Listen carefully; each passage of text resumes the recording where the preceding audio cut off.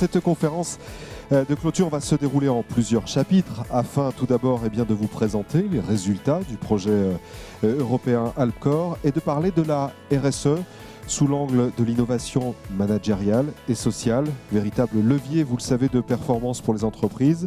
Des chefs d'entreprise d'ailleurs qui ont su revisiter et adapter leurs pratiques managériales et leur organisation témoigneront. Ces interventions seront appuyées naturellement par la conférence de Benjamin Chamida, une conférence ayant pour thème le management de demain. Vous le savez, ces chefs d'entreprise qui dirigent autrement et qui réussissent.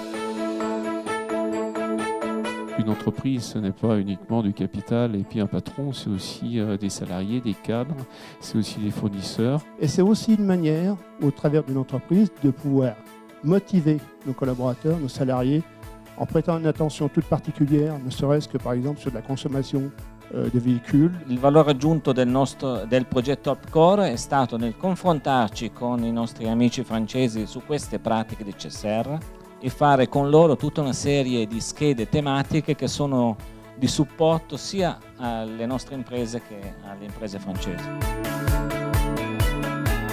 La RSE, c'est aussi une culture du changement. Quand on parle finalement de management de demain, la RSE est forcément induite. En réalité, quand on parle d'innovation managériale, c'est simplement d'avoir un management adapté à l'environnement social, sociétal et économique dans lequel nous sommes aujourd'hui. Et donc en fait, on a des pratiques de management qui sont basées sur ces 4 personnages et sur ces 4 valeurs. On a d'abord la crédibilité, parce que le bon chef, c'est d'abord quelqu'un qui a de l'expérience, si possible qui est un homme, et qui est plutôt au-delà de 40 ans. Le chef, il contrôle parce qu'il n'a pas confiance, il va tout compartimenter. Il y a ceux qui sont créatifs, il y a ceux qui font de la production. On voit que petit à petit arrive un autre système de valeurs tourné vers le bien-être. Aujourd'hui, tout ce que vous faites qui est en dehors de ces 4 cartes, vous faites déjà de l'innovation managériale. Ça passe par la collaboration et la cohésion, ça passe par le bien-être et le plaisir au travail, ça passe par l'engagement et la responsabilisation et la créativité et l'innovation.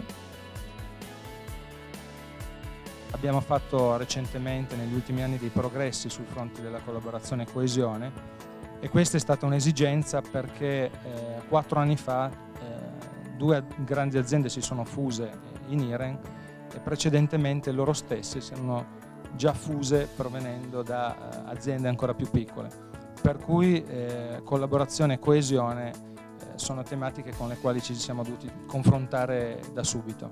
Per quanto riguarda appunto la collaborazione e la coesione, il primo aspetto che abbiamo affrontato è quello della formalizzazione e abbiamo formalizzato da subito l'impiego di 3 strumenti.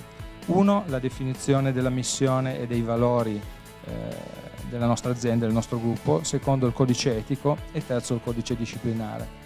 On a travaillé sur les rapports à l'incertitude et au risque. On veut faire de l'innovation, donc forcément on va devoir entrer dans des domaines incertains pour nous et on va devoir prendre des risques. On doit faire quelque chose qui est important, c'est qu'on doit accepter d'expérimenter. On organise des séances de créativité avec différentes fonctions dans l'entreprise et y compris bien sûr des gens de la production, des gens de la compta, de l'ensemble des services où on va faire réfléchir les gens sur voilà, on a une problématique, quelles seraient les idées possibles? Et puis on profite de l'intelligence de tous. L'argent c'est intéressant, mais ce que souhaitent les gens avant tout, c'est de ne pas aller à reculons au travail le matin. La seule règle unique qui est à respecter au sein de l'entreprise, c'est qu'il faut que le travail soit fait. Alors effectivement, il n'y a pas d'horaire, mais on se rend compte que mécaniquement, les horaires se sont créés toutes seules. Si on s'est engagé auprès d'un client à fournir à telle heure et telle date, il faut que ce soit fait. Donc on mise sur la responsabilité des gens, on parie un peu sur les personnes qu'on embauche. Et quand on se rend compte qu'on commence dans cette démarche-là, ça responsabilise d'office les personnes qui rentrent et ça leur fait comprendre le poids qu'ils ont au sein de l'entreprise. L'engagement, la volonté de donner ses idées, de prendre des risques, de s'attacher à votre boîte, tout se joue les premiers jours. L'intégration, il y a quelque chose à faire. La première, c'est s'intéresser à l'entreprise, son aventure, ses valeurs et son aventure humaine. On doit sentir qu'on rejoint quelque chose qui compte, qui est plus grand que soi, qui donne envie de s'engager. La deuxième, c'est l'emploi.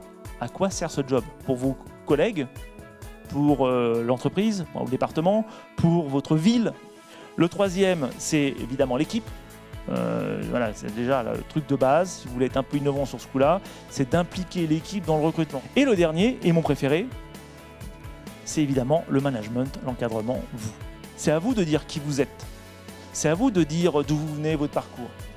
Ensuite, c'est à vous aussi d'expliquer comment est-ce qu'on va fonctionner ensemble. Vos styles de management. C'est confiance-confiance ou contrôle-contrôle. Concrètement, des petites choses toutes simples que vous pouvez utiliser très rapidement. Mais moi, ce que j'espère vraiment, c'est que je vous ai rien appris, que vous faites déjà tout ça.